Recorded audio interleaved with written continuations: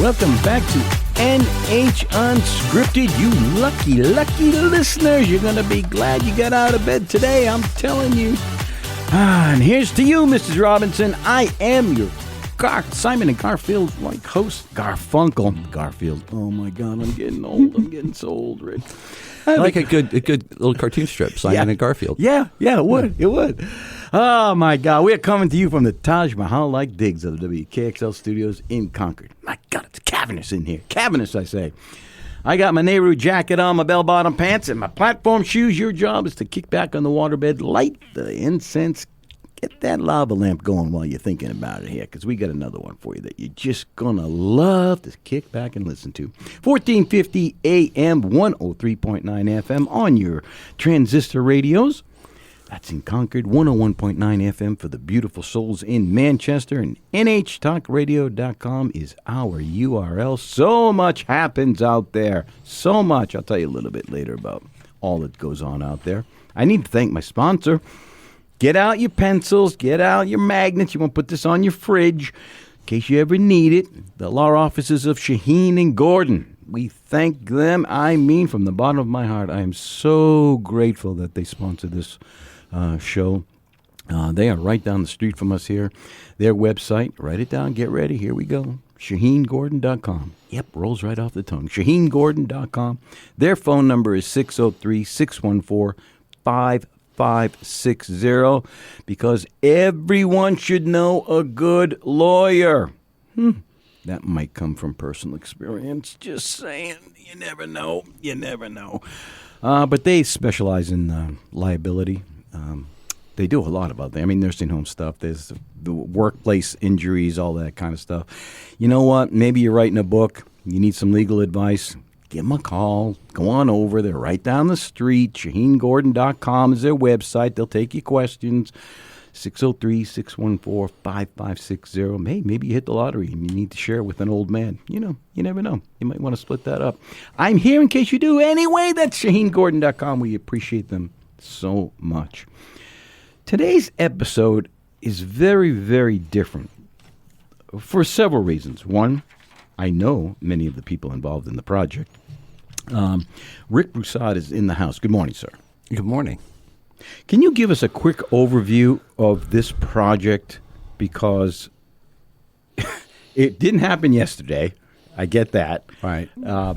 How did it come to be, and where is it headed? It started in ancient Greece. There was a myth of... We're going way back. Yeah, there were a lot of myths in ancient Greece. A lot of them have survived, not all of them. But, the ones that do, the thing about myths is, and they basically describe something that's real but invisible, and it may even seem a little illogical, but they keep reminding you of this. It's sort of like low-hang. Have you ever bumped your head on a low door? Many and times. Eventually they put a sign up there that says, low door. And so it's like there's an invisible universe full of low doors, and myths sort of tell you about them, And the ones that survive, the ones that are relevant. And the Orpheus-Eurydice myth is one of those great myths. It's been turned into about 100 stories.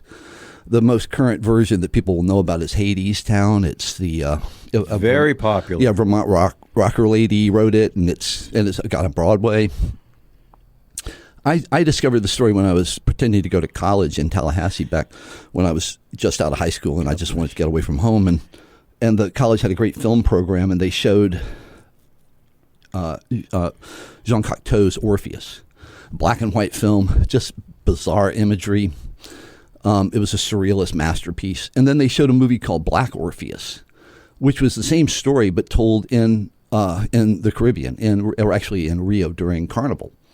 And so it just took the characters, these classic characters. You don't have to understand the story. You'll get it eventually. But it's basically a love story that ends tragically.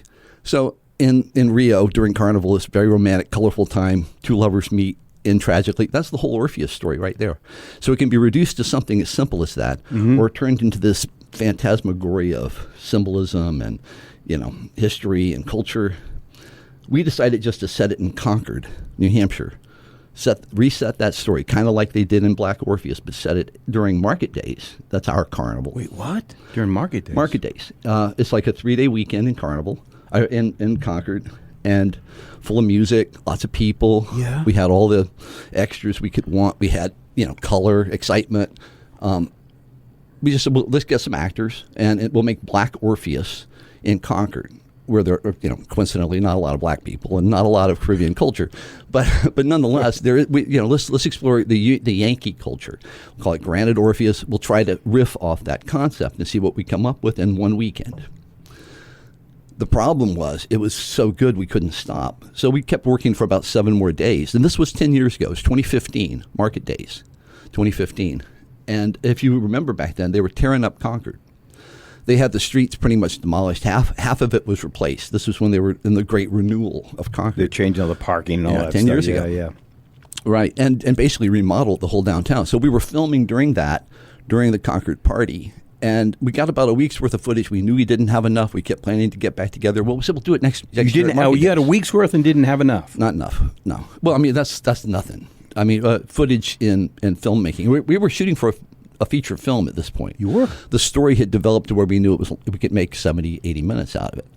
So we were kind of stuck. We had to keep doing stuff. So we came back the next year. We figured we'll take advantage of Market Days one more time. Got a couple more days of shooting.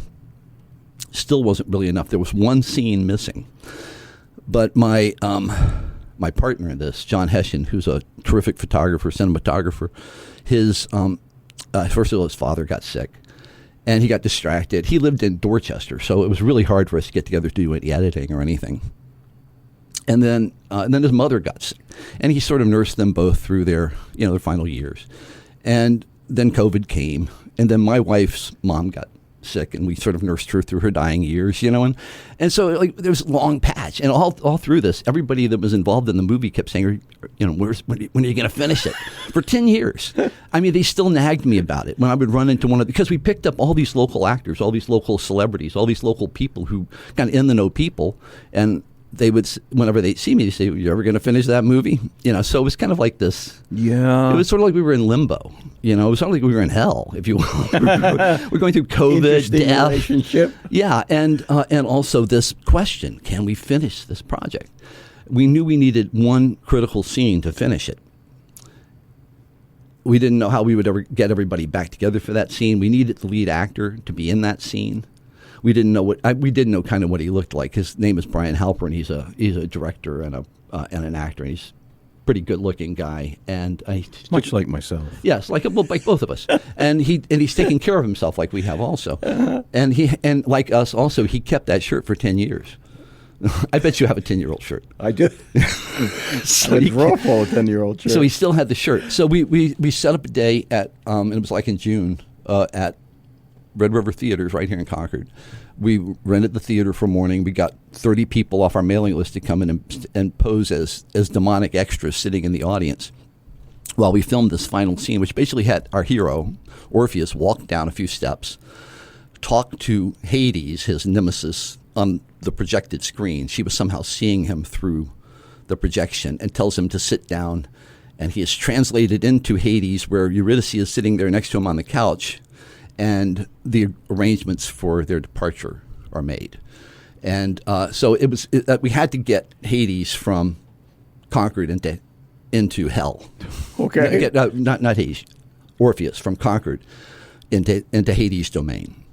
And that we needed the theater to do that. We did it all in one morning, and suddenly we had all the footage, and we went, oh my God, now we have to put the whole thing together. So we worked for a couple of months on that using Zoom, and pretty much edited it into a coherent story with a beginning, a middle, and an end. And that's a miracle, right? That is this thing we didn't have a story to begin with. This movie happened, and it happened because of all the creative partners it picked up along the way, because we were in a creatively conducive environment. Everybody downtown Concord wanted to help us. When we were doing run and gun shooting, we filmed one scene down by the railroad tracks over near the Friendly Kitchen. Yep. And a lot of the homeless population came out to be audience and kind of watch while we were, got behind the camera with us. And eventually the police arrived, as they do. And so we're set up, we have like a campfire, and we've got a bunch of gypsies basically sitting around it, and some kind of weirdness going on. And the police say, you need to leave. And we say, well, we're right in the middle of the scene. They say, well, look, we have to tell you need to leave. and then we're going to go away. When the cops come back and they tell you that you need to leave, you'll have to go right then. So he laid it out so clearly. Essentially, here's your license. Here's here's your bill. Oh my God! Hang on. Oh. So anyway, it was fun. Yeah, it sounds like it was fun. God, I wish I was a part of that. Hang on. You are listening to NH Unscripted, baby. We are all you need to get by. I'm your Marvin Gaye-like host, Ray Dudley. It coming to you from the YMCA-like conditions of the WKXL studios in Concord. My God, I can smell the poor chlorine all the way over here. 1450 AM, 103.9 FM on your transistor radios, 101.9 FM for the beautiful souls in Manchester. And NHTalkRadio.com is our URL. Rick Boussard's in the house. We're talking about a film program called Granite Orpheus. We'll get into the specifics about that in just a second. We'll be right back.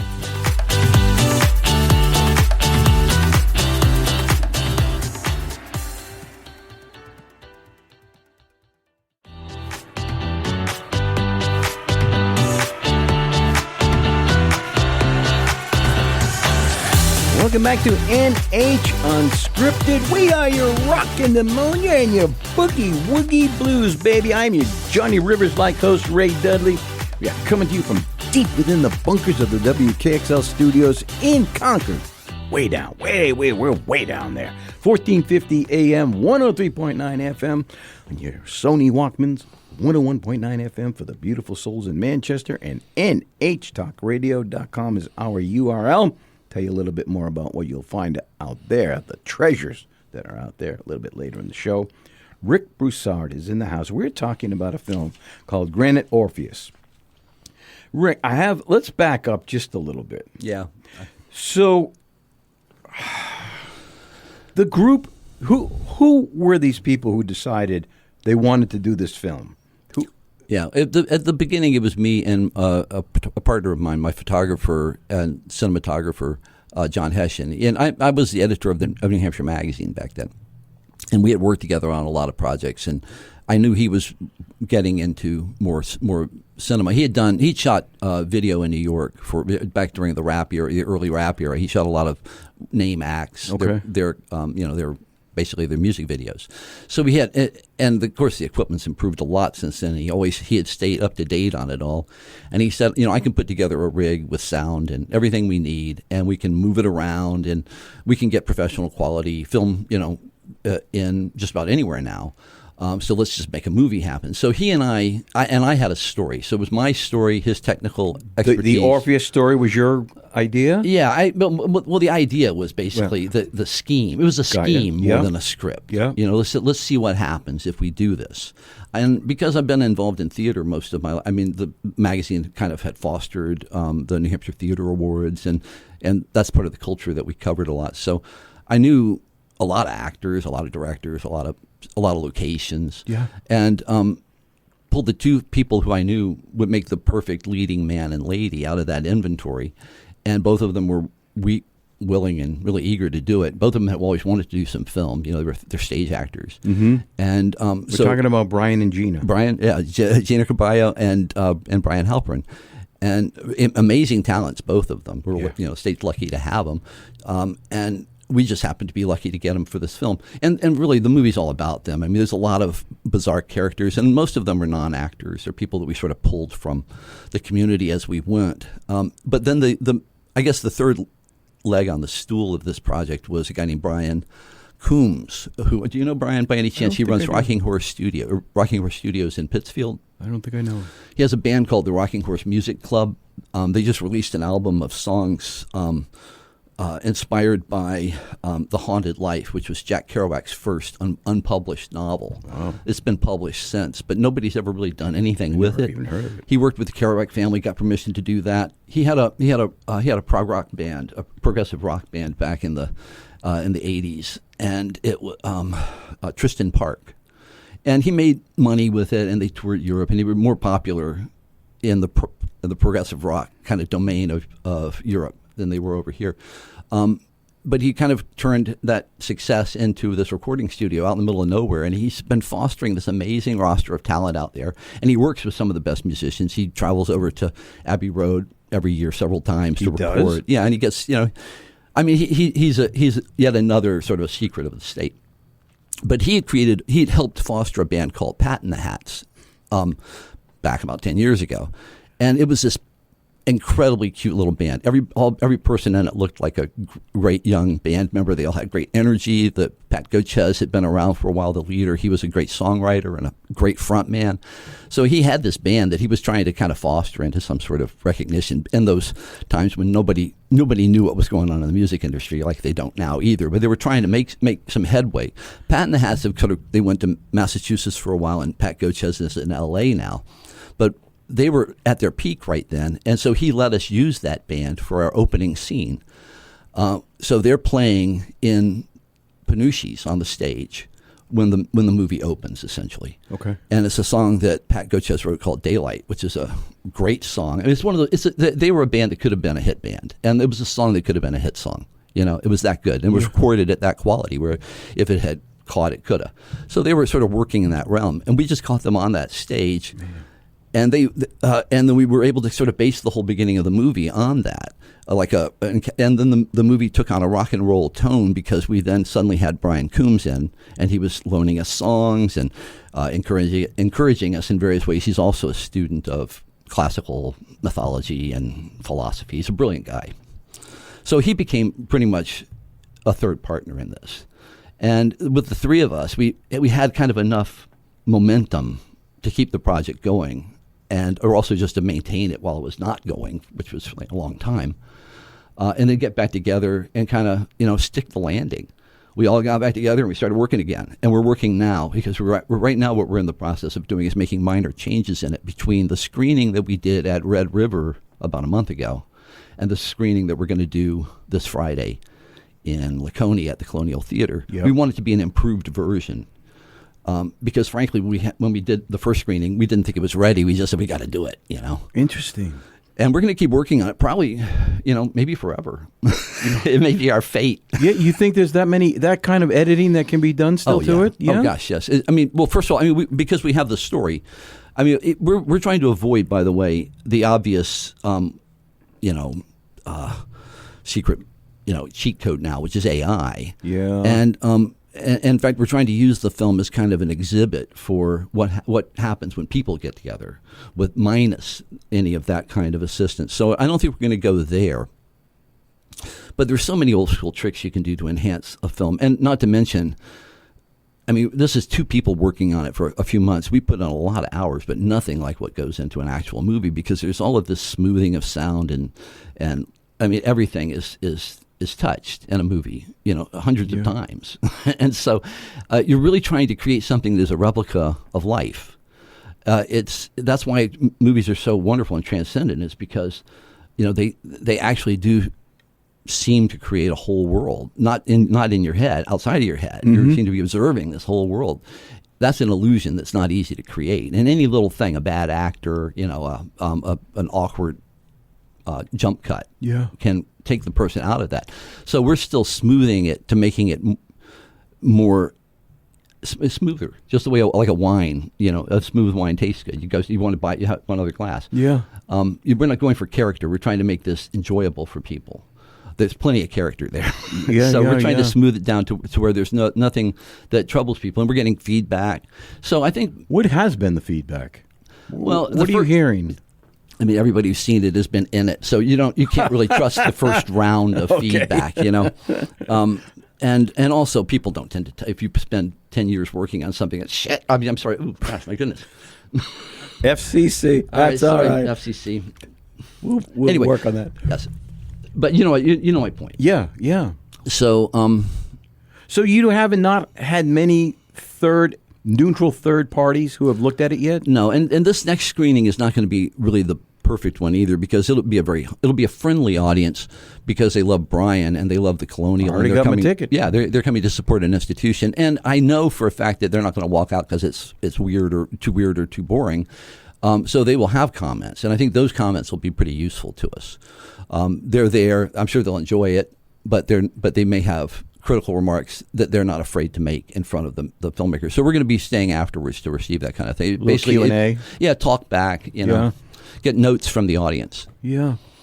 So why did it go from an idea that might have been just an indie 15-minute movie, which you probably could have done very easily, to a full length? Because that's a huge jump. Yeah, but it's because we set out to see where it would go, not to make a short. If we set out to make a short, we could have done it. You could make a short in an hour. Not well, but you could. And but there's so much more.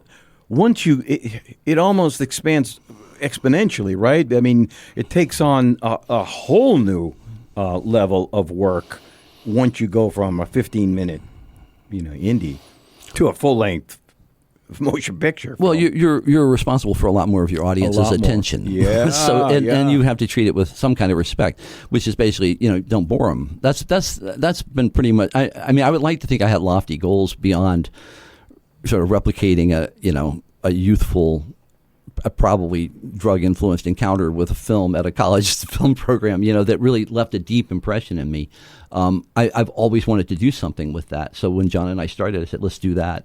I mean, that was very fulfilling in its own right. Yeah. But the more fulfilling thing was witnessing how art can work as a kind of a force of its own. Yeah. The art will lead you to its own conclusion. It's almost like it's an alternative intelligence. What a brilliant statement. Oh, my God. Hang on a second. Woo. You are listening to NH Unscripted. Yeah, I know you feel like you're a lucky listener. Yeah, we're getting by with a little help from our friends. I am your Joe Cocker-like host, Ray Dudley, coming to you from the Gong Show-like digs of the WKXL studios in Concord. 1450 AM, 103.9 FM on your Sony Walkmans, baby. NHTalkRadio.com is our URL. Yeah, we're in the weeds now. We'll be right back.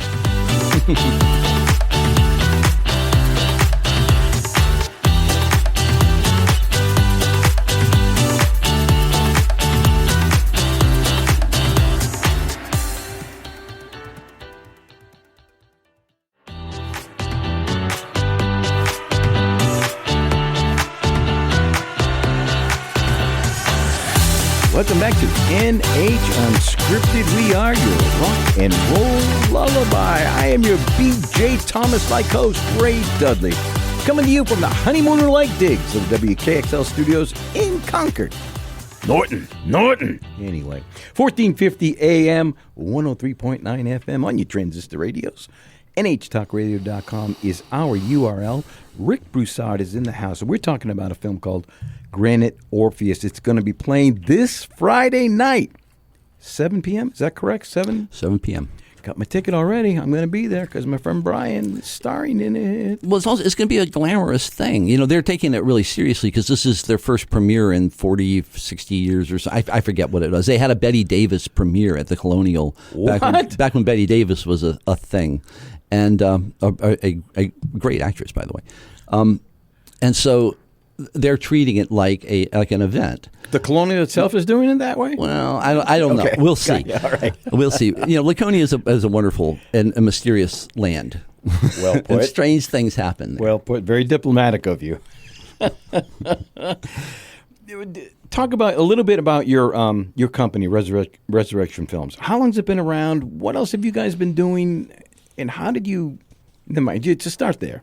Well, we've been doing stuff for a while, and my partner he has like 10 companies, DBAs, and but he had wanted to do this for a while, so we really did it kind of as to fortify this project. Let's go ahead and create the background for ourselves. We need hey, it may work. People may be interested, and they may want help with similar projects. So why don't we get set up to help? And to have a place to land. So we created Resurrection Films website. We did this all on the fly while we were doing everything else, and then began creating all of the attendant social media, which is a lot to maintain, especially for an old guy. But I managed to do it pretty well. I mean, I've been doing it since the beginning. But I haven't adopted all the new tricks. So I'm pretty much lying flat, out there, throwing out comments that nobody sees. So if anybody wants to look us up and like our pages, all you got to do is go to Granite Orpheus on either X, Instagram, or Facebook, and you'll find us very easily. And please, you make me so happy if after this, if 10 people Can I have 10 people like my site? That will make me so happy. Oh, I know that feeling so well. Yeah. Oh, I hate that, but yeah, I get it. Where do you hope this goes? Yeah, that's a good question. Because here's where it won't go. And we entered it for consideration with the New Hampshire Film Festival this year. You did? Yeah, and in fact, we hastened the process of completion so that we could enter it. That's an October event, Yep. and we had to get it in back by the beginning of August. And we were not accepted for judging. Oh. And I have to. It's funny how you go through that. First of all, you're going, who cares, and it's just awards and all that, and then you don't even get accepted for judging, and you kind of go, boy, is it rigged? Is there something wrong with those people? Change of mindset all of a sudden. Yeah, and but what it really tells me is that they have high standards there, which is good. And because not that I think our movie is that high standard. I think you would have to have a context or kind of a grain of salt to appreciate it, because it's done from fragments. I mean, we pieced it together. Trust me, it looks good, but it's not what you would do not everything's in perfect focus, mm-hmm. and we would have chosen a lot better transitions than the ones we were stuck with, that sort of thing. So we had to deal with what we had and make the movie out of it. If we'd had 8 more days of shooting, we'd have had twice as much footage and a lot more choices to make. So the fact that you say you're not done technically kind of editing it and you could edit it for the rest of your life, why don't you just go out to the next market days and recreate some more footage? That you could add in. We might. In fact, we have thoughts about a. Brian may look older. I don't think Gina's going to look older. Gina looks great. I would tell you, although I don't want to spoil it for everybody, we have a possible scene planned with both Brian and Gina Gina's daughter. Gina has a wonderful daughter. I think she's like 6, something like that, named Stella, and that would be such a thrill for them. Of course, it would actually be a really tragic, and heart-wrenching scene that they'd be filming. It would be a poignant moment in the film, was what we'd be going for. But then they would always have this wonderful footage that they had shot together. Yeah. So that's, in a way, this is like a home movie for a lot of people. We got to explore the rooftops and the catacombs of Concord, sort of escorted around by Concord insiders like Mark Zaborowski, local property owners. Yeah. I don't know if you know. There's a salon, Kay's Salon, Styles by Kay, down on Pleasant Street. The woman who runs that led us down into her basement where she has all these mannequin heads with hair on them and stuff. So we were able to find these wonderful locations. There, over where the Oddfellows Hall is on Pleasant Street. Yeah. On that whole floor, there was gym equipment being stored for some reason. So there was an entire floor full of presses and lifts and hoists and equipment, and we found one guy who was a weightlifter up there, and we used him in the movie. By the way, we used him in the film. We made it seem as though he had been lifting weights forever. He was like on his 2 millionth lift or something when he got interrupted by Orpheus going through, and he loses count. So, but the weird thing is we can't find this guy. We have looked everywhere for him. He is an uncredited member of the cast.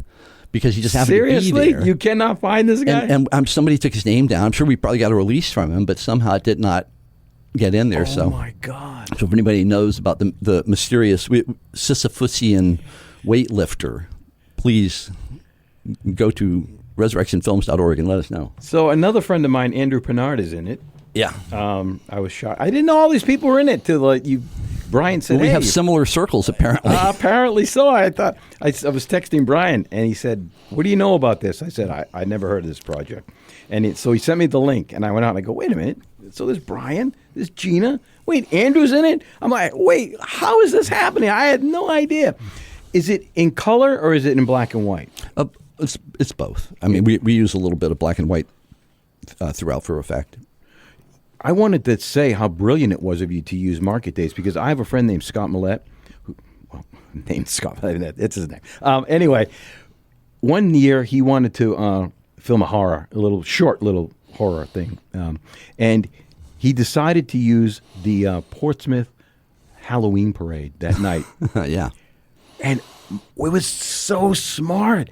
because he gets this, like, you paid for all these extras, like hundreds of thousands of people. He's in and out of the parade, People have no idea that, it's not part of the parade thing, and they're waving, they're high-fiving the characters in the production.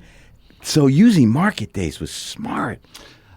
I'd have rather used the Portsmouth Halloween Parade. No offense, Concord. That would have been a lot of fun, and it would also have been a little bit more like the Black Orpheus thing, where everybody's in costume. It's a mask. The carnival is a kind of a mask. Everybody becomes characters in it, and so that's really the street scene in Portsmouth. One of my favorite events in the state, by the way.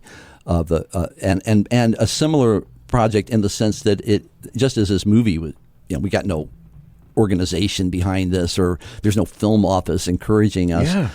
The Portsmouth Halloween Parade is user driven. It was invented by locals and it's maintained by locals. I mean, I think the city probably helps out a little, Yeah. But it was huge. Yeah, it's amazing. Yeah. It was an excellent way to get like studio lot footage and not have to pay anybody, for Smart the most guy.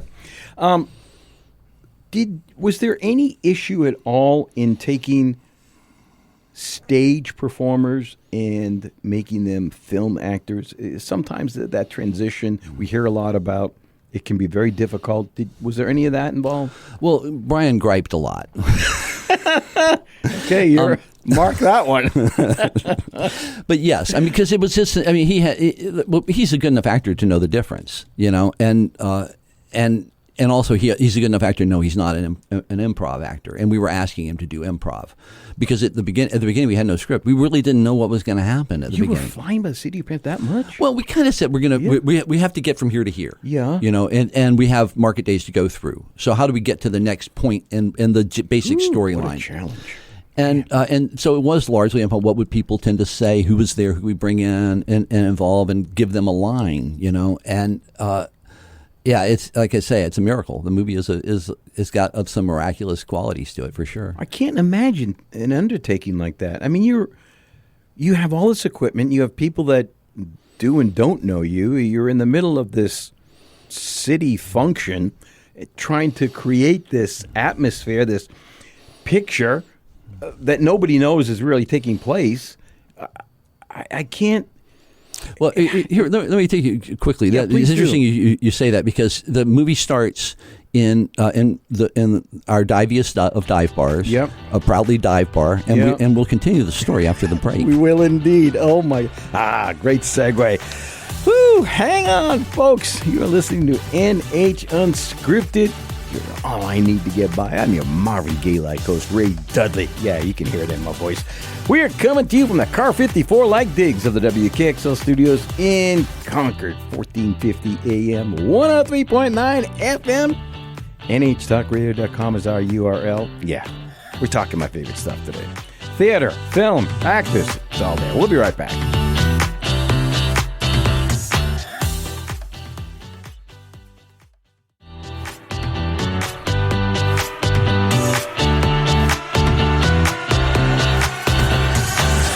Welcome back to NH Unscripted. I know you've been sitting there with bated breath. You're not fooling me. We're almost like the night the lights went out in Georgia. Yeah, I'm your Vicki Lawrence-like host, Ray Dudley. Yeah, baby. We are coming to you from the... Where are we coming? Let me see what I've got on my list here.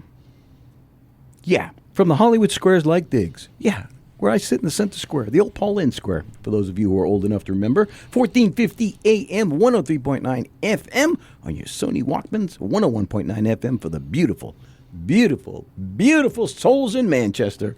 NHTalkRadio.com is our URL, which, should you happen to go out there, you could find a button where you can listen to this show live every Wednesday and Friday mornings at 9 a.m., or this show happens to be archived out there along with all the other great programming that takes place here. You get lonely, you have milk and cookies at 2 or 3 in the morning, you need a friend. Yeah, NHTalkRadio.com. Yeah, that's us. We're your friend. I'm talking with Rick Boussard. We are talking about a film called Granite Orpheus, which will be shown this Friday evening at 7 p.m. at the Colonial Theater in Laconia, the newly renovated theater, I might add. It is gorgeous. Gorgeous. Do they have a film screen there? Yeah. They do. Oh, yeah, it's all set up. Oh, I didn't know that. And I've been on that stage. You said this is not a premiere?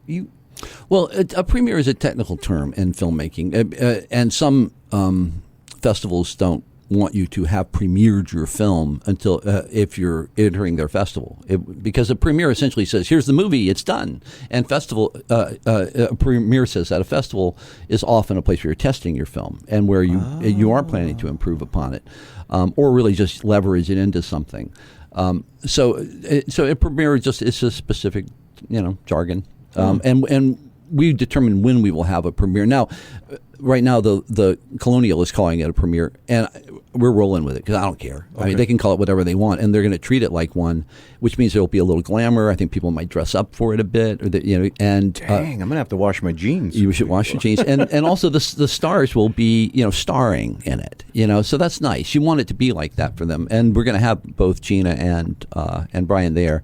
And by the way, we have a lovely poster. I've given Ray one, and we're going to have those silver markers so you can go and get the stars to sign your poster. They're going to sell for $1 a piece. What? That's what I'm they cost. I'm going to have to hang on to mine then. Yeah. Wow. So anyway, if you want to enjoy the glamour of a premiere, your best shot at that probably is at the Colonial. But the real premiere may wind up being in Concord later this year when we dub the movie officially ready for whatever. Yeah. So that. Considering the fact you mentioned earlier on that you will never finish really editing this, and we may never premiere it. That wasn't my point. It's unpremierable. What are you most proud about this film? I mean, you've had 10 years to kind of rest and think back on everything that's happened, and the crew, and the actors, and the. Look, this is going to sound a little cant. Do it. I was the editor of New Hampshire Magazine for 30 years.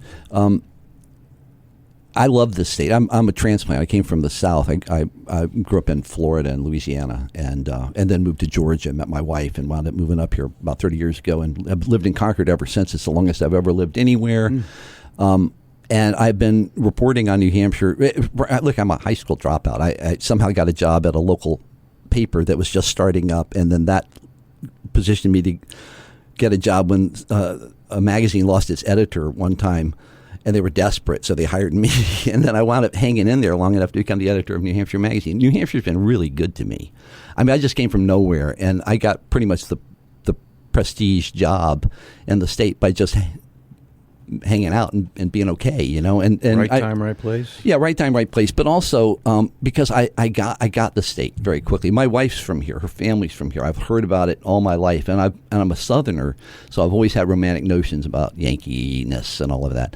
So I just swallowed it all. I love New Hampshire, and this is it's a love story to Concord, the place that I've lived most of my life, and a place I really think, I joke sometimes, but I don't think it's a joke. It's the best place, the best city, and the best state, and the best country, and the best continent, and the best planet that we know about. It's a great place to live. None of this would be possible most places. It has all happened because Concord is it's such a little linked and connected and tolerant and arty, but not precious. Where everybody's serious, but they're also fun. Yeah, it's a place where you can pull something off. New Hampshire's a place where you can pull something off, and it was proven by this. This thing happened because there was enough liberty here for a project like this to happen on its own, and enough talent and enough local pride. Everybody wanted to show off their thing, and so we were saying earlier what I hope for this. I hope that it does the city proud. I hope it becomes a part of the city's history, and in effect, maybe I hate to think of it like running on a loop at the Chamber of Commerce, but it'd be nice if there was some way for it to kind of, show it every now and then, the way that It's a Wonderful Life shows on TV every now and then. Every market days they should show Granite Orpheus somewhere, have a little screening in the basement. Specifically mentioned in the film? Well, or is it kind of inferred? We talk about Concord a lot. You do? I don't know that and we were at the State House, and we talk about, the actors talk about Daniel Webster, so it's very localized. Okay. But did they ever mention New Hampshire? No, I don't think so. Okay, I was just curious. So there's a couple of phrases on this post. It says, "True love means never looking back." Yeah, we stole that from Love Story. "Silence travels faster backwards." We stole that from the Jean Cocteau Orpheus. You didn't steal. No, we did. That was actually stolen. This one is the "True Love Means Never Looking Back" is a what you call an homage to one of the schmaltziest movies ever made. By the way, did you ever see Love Story? I did, with Ryan O'Neal. And what was her name? Now you got me. Yeah. Oh gosh, somebody will call in with that. Andrew will pull it up somehow. Yeah. So, can you give us a little bit of a more detail about the film, about the story itself? Because it talks a lot about love, but these things are very nebulous. They don't really tell us much about the story itself. In the original story, Orpheus was the original singer-songwriter. He played a lyre. He wrote beautiful poetry. The birds sang with him, like in a Disney movie. Women fell at his feet. He was name your rock star. He's that guy. And his wife dies, and who he loves dearly, and he pursues her into hell and tries to get her back from Hades, or Pluto, the god of the underworld. And in doing so, because of the beauty of his music and his talent, he even seduces the Lord of the Underworld to give him a shot, so to speak. And it creates a test in which, she can follow you out of the underworld back to your world. You have to go first, and you cannot look back. So that simple thing, that you have to trust this process all the way home. You can't take a break. You have to go all the way back, whatever that is, without looking back. So he cannot turn around and see her? Right. Okay. And there's a lot of stories like this. There's the biblical one. Lot and his Lot and his wife turns into this idea, and also Bob Dylan wrote a song about it. So it's an immortal theme, and that's his test, and he is unable to do this. Now you say, well, why? Why couldn't he do that?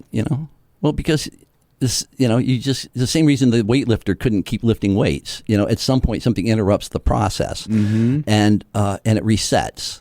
And Orpheus is about that giant reset that takes place in every life. At some point, you lose this thing, your goal, your dream, your wife, your car, or maybe something more tragic, a child or something. There's this end to your life. And what Granite Orpheus does not do is give you any schmaltzy answers for that. I was just going to ask you about that. No, it's a very stoic story. I mean, the idea is that what you get out of this is a great story. And that may seem a little shallow until you realize that that's pretty much all we have. Yeah. No, that's not shallow at all. I mean, on many levels, it's very deep. Right. If you've been on this earth long enough, you really understand the depth of that. Yeah.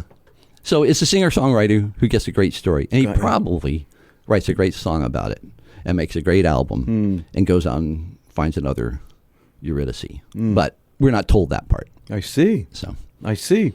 What was the biggest challenge to filming it? Oh, seriously? Rick, give us the dates and no kidding.